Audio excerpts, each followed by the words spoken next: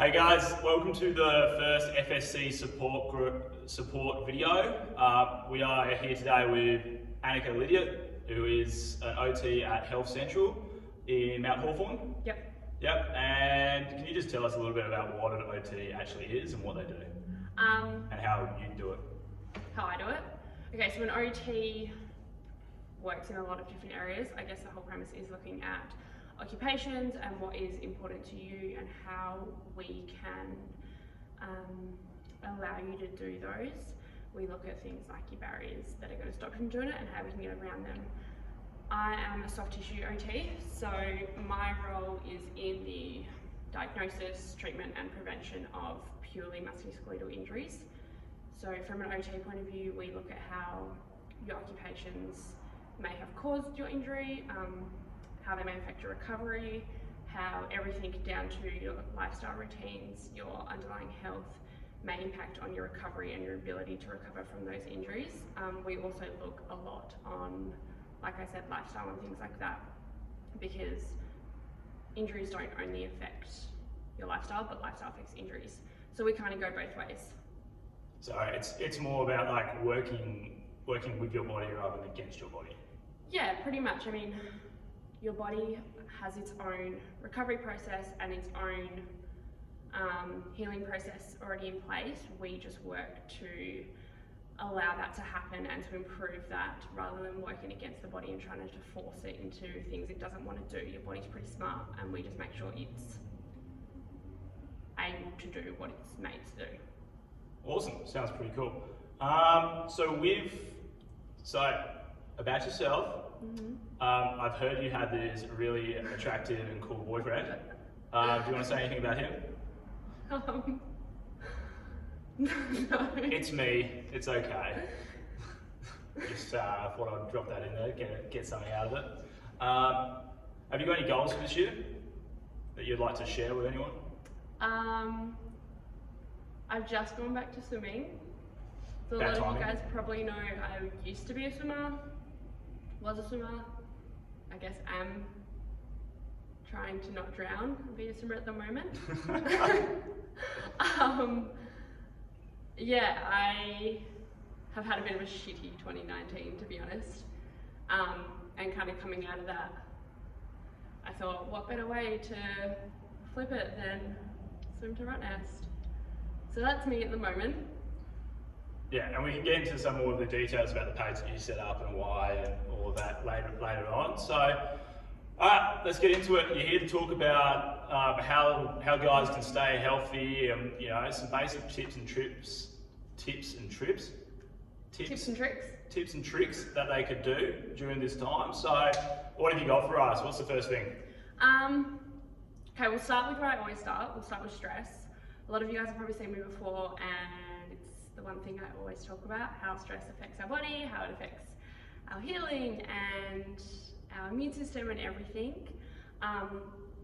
So I guess where I'm coming from is one, we want to decrease that stress, and two, if you do have pains or injuries or anything, this isn't the time to just be like, oh, they don't matter.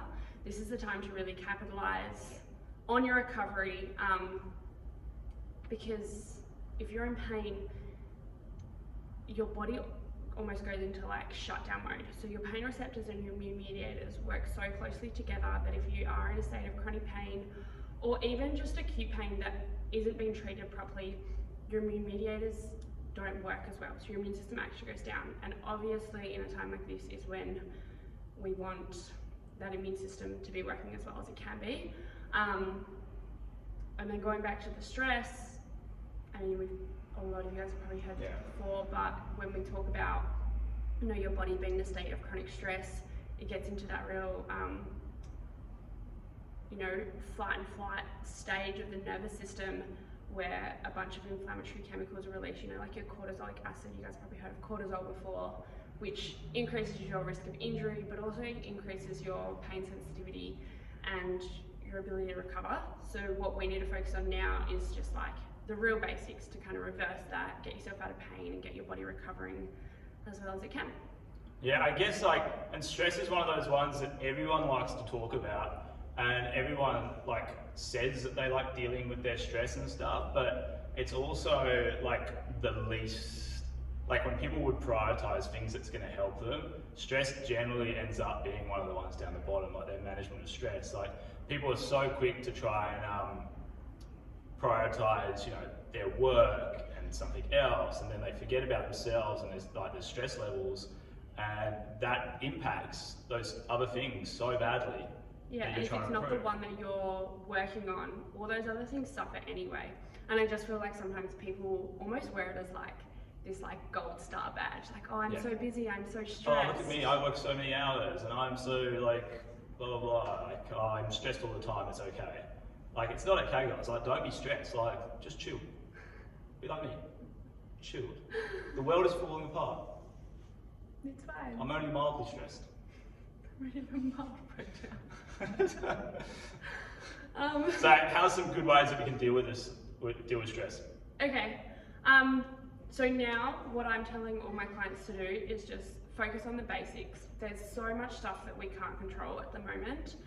Focus on everything that you can control, and everything that's really, really easy for you to control, you know, just tick those boxes. So basic things like hydration. Are you getting enough water? If your body's dehydrated, your blood circulation isn't as great.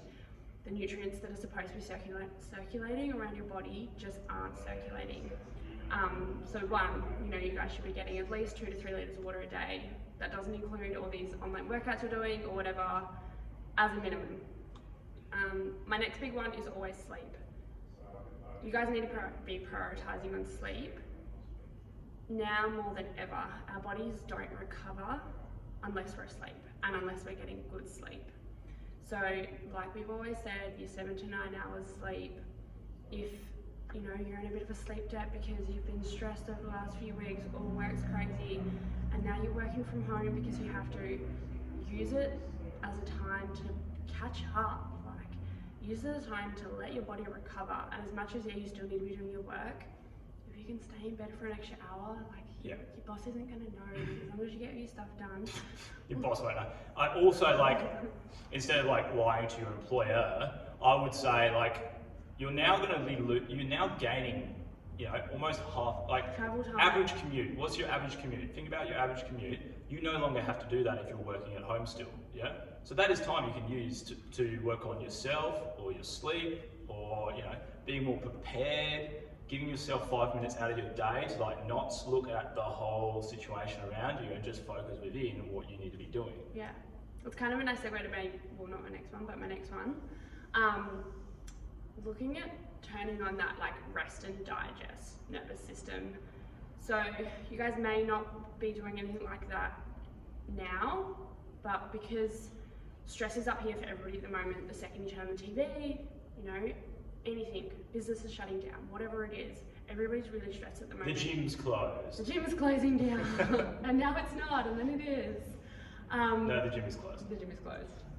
So now might be a nice time to start implementing some of those things that you weren't before, you know, trying your breathing in the morning if you have an extra 10 minutes, doing some nice deep breathing, maybe some mindfulness. Even 5 minutes, and like it's it doesn't have to be a lot. Easy to do. All you have to do is go, like, you can do it in your bed before you get out of bed.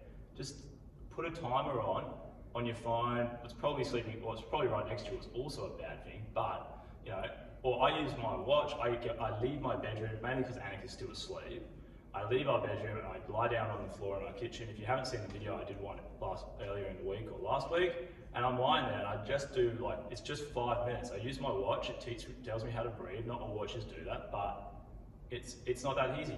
It's not that hard. Just deep breath in, fill your belly up, feel the air inside you, and let it release, and then keep going. And you'll find that 5 minutes flies past. And I mean, you can't really say you don't have, like 5 minutes isn't a whole lot of time, but no one doesn't have that amount of time. I still do it now, but did a lot when I first started working.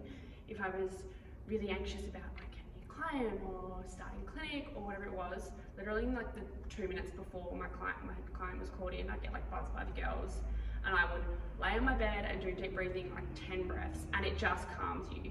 It doesn't need to be super long. It's like one of those tactics you use before you pick up the phone to call someone for like a big phone call or an interview or something. They always say, take a deep breath. How many people have heard that before in like stressful situations? Just take a deep breath and you'll be fine. If you need more than one breath, take 2, take 3, take 4, take 5 minutes worth of breath. The world isn't going to shut down. It's going to be much better for you, and you'll probably get the task that you were going to try and do done a lot better just for taking that 5 minutes, and you probably get done faster. Yeah. Okay, my next one. While we can, get outside. Get outside in nature, while you still can go to the beach, go to the park, whatever it is. Go for a canoe on the river. Don't do that, that's my thing. I need all the space possible for social distancing reasons, so please do not clog up the river with kayaks. Go anywhere but the river. Being outside in nature is so good for you. So not only is nature just really calming and does flip that brain to that real rest and digest stage and just lets everything just like settle, but vitamin D is so important. Vitamin D is important for your immune system. It's also needed for melatonin and serotonin production. So melatonin, like our sleep hormone, we've already spoken about how important sleep is. But also serotonin, which is like our happy hormone. So everybody's a bit stressed at the moment, everything's a bit crap at the moment. Your happy hormone is just going to bring up your mood, which is never a bad thing. So yeah, if you can, get outside, just spend, even if it's only, 10, 20 minutes, walk around. If you're self-isolating, go on your balcony, go in your backyard, sit on the grass, just make sure you're adhering to, especially now, the social distancing rules. Don't just go for a wander into Lake Mungo, who's got 1,000 people walking around it and trying to run and do an exercise class out there at the moment. Find somewhere where it's you. Nature is about being with yourself as much as it is being around trees, I feel. It helps me, that's how I see it. It's almost about you go camping, you don't go camping down Lake Mungo because there's 1,000 other people down there. You go out to freaking nowhere where you can get away from everyone in nature.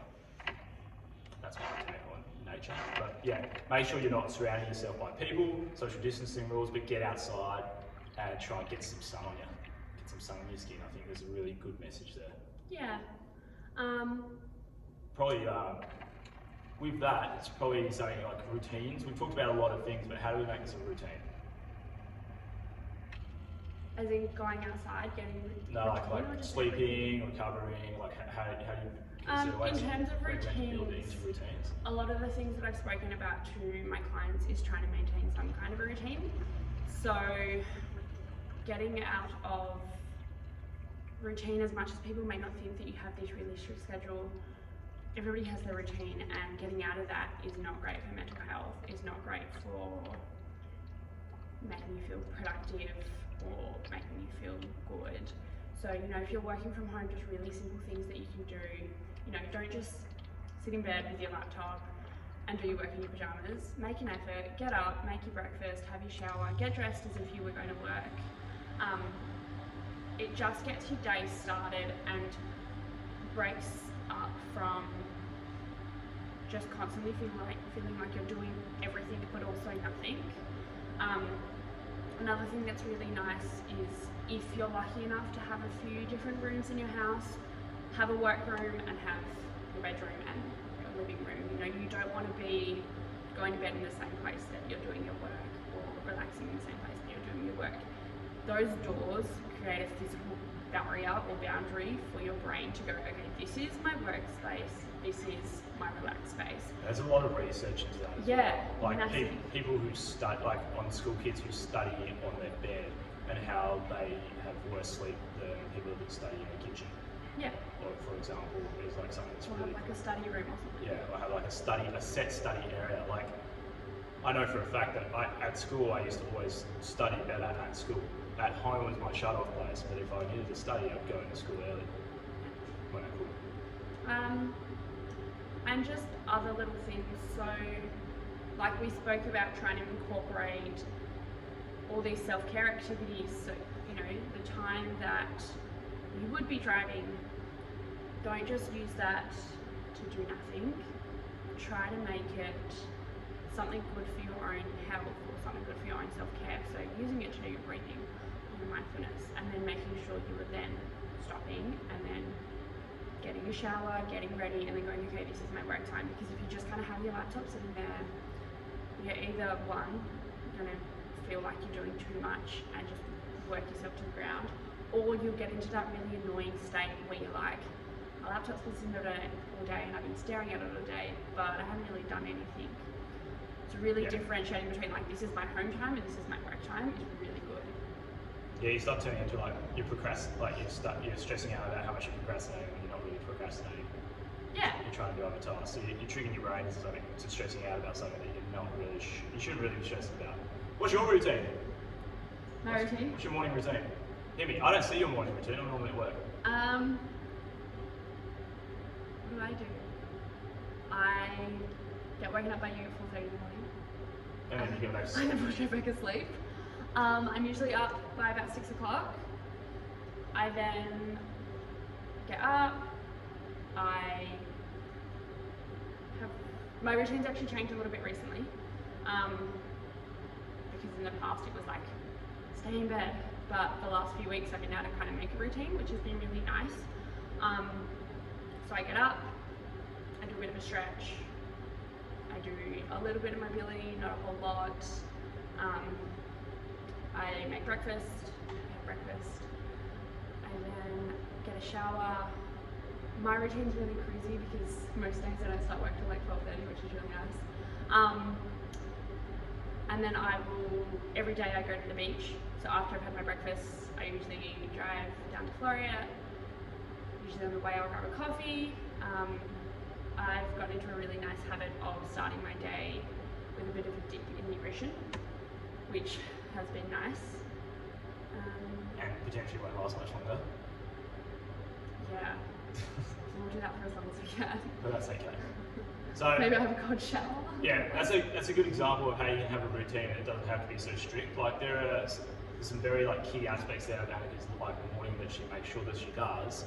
And if she doesn't get those things done before work, it turns into, or during that day, your day doesn't get. You don't feel like you had a really good day, do you? Nah, it's such a nice way to start your morning. Like the same way your body gets used to it. I just like the ocean. I don't know, but no, it is. Even if it's, most people start work at what, 9 o'clock, 8 o'clock. Yeah. Yeah. I don't know. Yeah, I don't know. I don't know what normal people get up. I get up. I'm up at 4 o'clock, so I'll go through my routine. 4 o'clock, wake up. Then I go and use the bathroom. Then I have a shower. Then I will go do my breathing and my morning mobility. So when I'm lying on the floor doing my breathing, I'm kind of trying to stretch out as much as possible and try and feel where I'm tight. Yeah, and then I will kind of flow into a mobility session based on that. And I will adapt that bit of mobility as I see stuff getting tight. I might pause on something for a bit longer. I might hang out on this different position for a little bit longer. Then I spend about 5 minutes looking for a pen because they're never where I leave them. So I can do my journal stuff, my positive messages and writing and all that crazy stuff. What really helps me, and I write my free general goals for the day. And then I make my brekkie and I head to work, and I get to work at 5 o'clock. So 5:15 to start coaching you guys, or I did, but I'm still doing it at the moment because we have FSC online. Cheap plug. Anyway. Okay. Continuing on, let's move on from routines. Last few things that I want to talk about. As much as we've just spent probably 5 minutes talking about routines and doing your work and things like that, just be kind of nice to yourself at this time. There's so much stuff on, especially like if you're a parent or if your kids are going from school or if you're working from home. There's so much stuff out there at the moment about like how to structure your day and what you should be doing every hour of the day and how you should be so productive from like 6 a.m. to 7 p.m. And like, great, cool, yeah, you need to do stuff, but I don't know, just be nice to yourself. Like, you don't always have to be on the go. This doesn't have to be the time that I was in lockdown and I got everything done and I was so productive and I started this new side hustle and now I do whatever I do. Like, It can be. it can be if you want it to be, and if it is, great, that is amazing. But don't feel like you have to. Don't stress yourself more trying to do all these things. You know, if you're home and you're working from home, get your work done.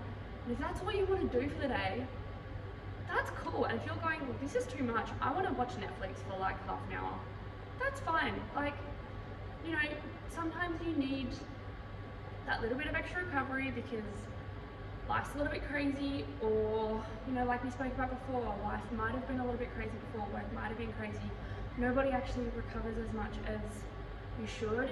You may have these little niggles, constantly being tired or whatever. Use this time to really capitalize on that, and use this time to get the extra rest in that you may not be able to get before or once this blows over, because once this all blows over, everybody's going to be like, okay, we're back, let's do it, which, you know, is understandable. But while you have this time, why not use it to rest and get your body in the best state that it can be?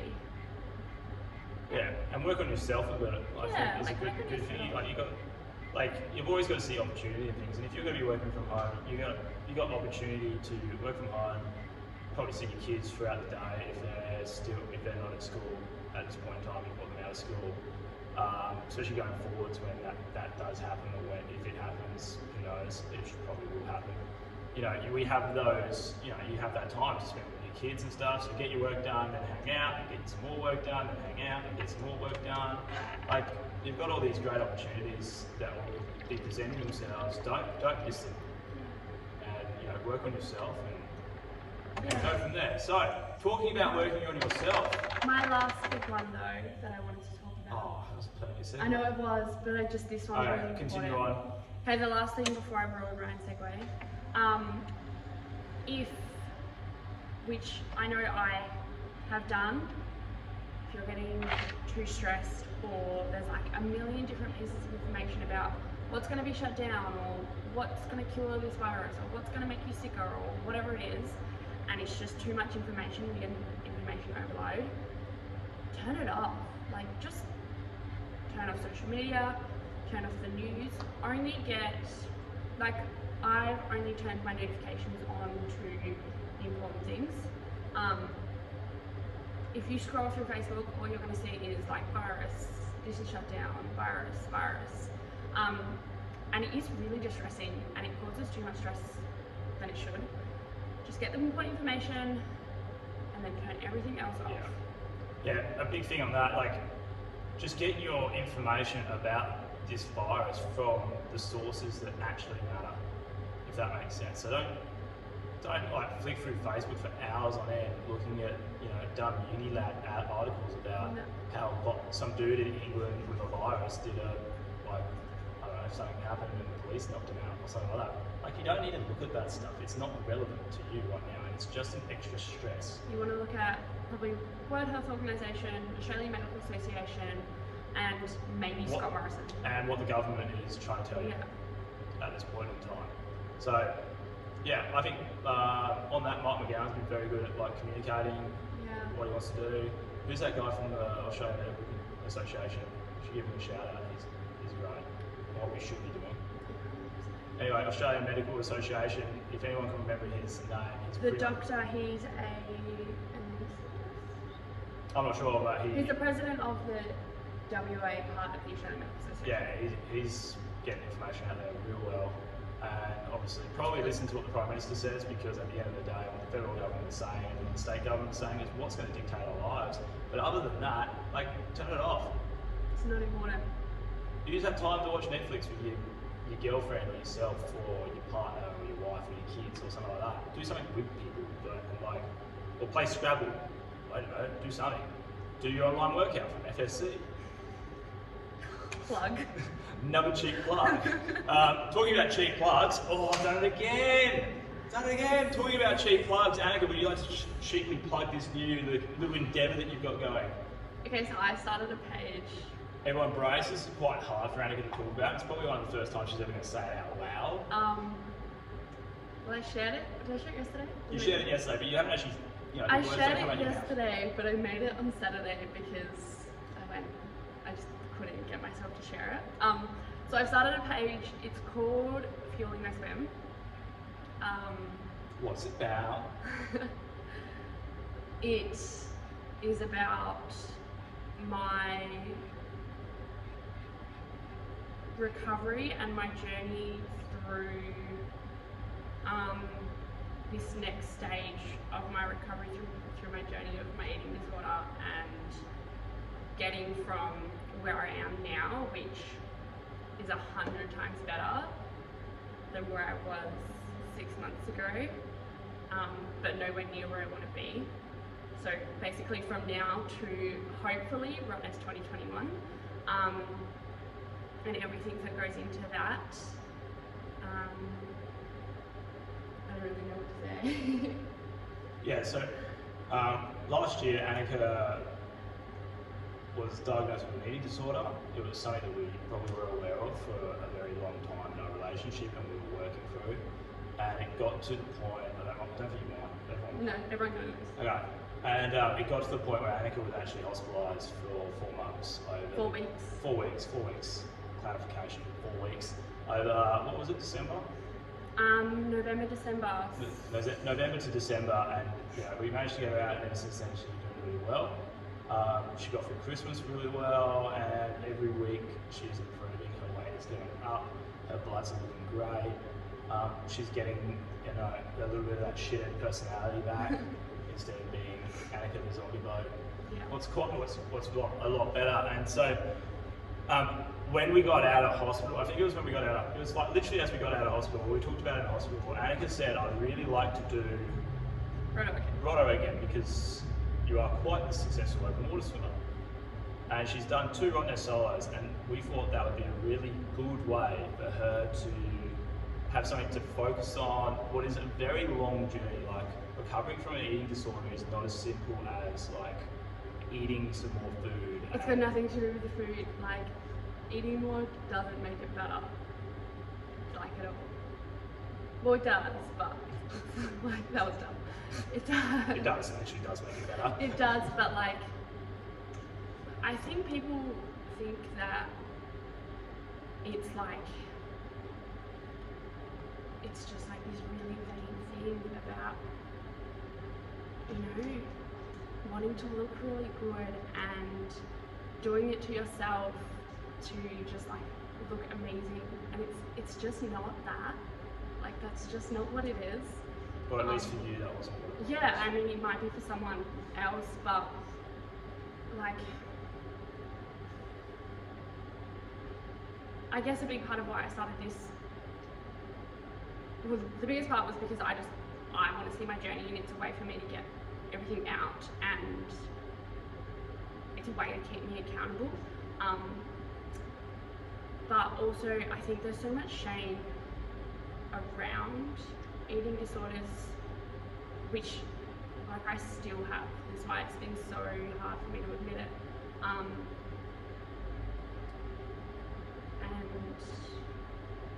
I just think oh yeah, because it's like people, because it's like people think that you've like given it yourself, and nobody chooses to have that. That's alright, I'm going to edit it in, so it's fine. Okay. We may have changed positions because the camera cut out. So Sorry. Annika was just talking about the stigmas involved. Yeah. And some of the stigmas that she probably had with herself about her eating disorder. Yeah. So yeah, like I said, for me it wasn't, wanting to look super amazing or whatever people think it is. For me, it literally started from a place of health. And for me, it started, thinking back, it probably started when I was swimming, and it started from a place of how can I get that extra 1% on the rest of my competition, and... Hang on, I've figured out why there's so much background noise. And continue on. And probably just started from a place of like cutting out like unhealthy food, and then I guess it just spiraled. It spirals so quickly but so subtly that you don't even notice, and then you're just in this like really weird, like almost autopilot mode where it's it's not like you don't want to fix it, it's like you don't realise there's anything that needs to be fixed. Yeah, and you just are literally like on autopilot. You're not really living, you're just kind of there. And I didn't even really notice that, like even the first, so like obviously I knew my health wasn't great.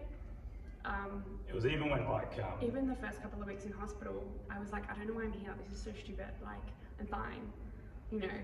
Yeah, it was almost like for the 6 months up to you being put in hospital, where I was saying, look, we need to get this fixed, we need to look at this. And we were doing stuff. We need to start taking this a bit more seriously, and we were. It was kind of almost like the reality of it didn't really hit home until the hospitalisation happened. It was probably like 2 weeks in that I was like, oh yeah. I remember I was in hospital and they would take they'd take my heart rate laying and then standing. And every time they'd be like, because it jumped like heaps, which isn't good. You had like up to 60? It was like, oh, it was more than that. It was getting, 80? So I was starting with a heart rate of like less than 50 and it was jumping to like 140, 145 on some days. Just from her going from lying literally to from standing. lying to just standing beside my bed. And they were like, you should be like almost passing out. They were like, do you feel okay? And I was like, no, I feel fine. I kind of just feel like, you know, if you go for a run, and then I'd said that like 4 times a day, every day, for like almost a week and a half. And then my brain went, oh yeah, but I probably shouldn't feel like I've just gone for a run just from getting out of bed.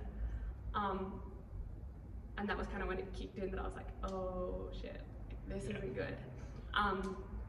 So with the page is mainly about your journey to journey and recovery is what it's focusing on, and it's trying to just break down some like, I guess some barriers and like, so even when it all started, I was told that many times I wasn't sick enough for help.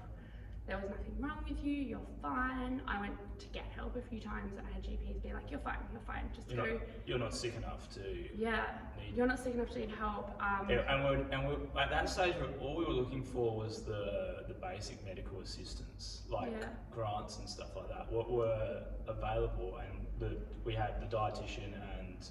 No, I wasn't seeing anyone at that stage. This was like early. But I guess my kind of, what I want is to just like reduce the fear around admitting it, and just like if someone thinks they need help, just go get it. Like if you're questioning whether you think you need help or not, you need help. Like you don't question those things unless it's needed. And I just, like, I think if mine was, like, I don't know what could have happened, but I think if it was sorted sooner, maybe I wouldn't have had to spend time in hospital, and maybe the big spiral wouldn't have happened, and I just don't want that to happen to anybody else. Yeah, and I guess, I don't know. Yeah, and so really it's coming, there's no donations or anything like that. It's literally just Annika telling the story of her recovery and kind of highlighting a lot of things that she went through and trying to break that into more of a public domain. What I think is really important for people, and especially that stuff about asking for help, like we're about to go through a pretty rough ride if you're not already going through a really rough ride right now.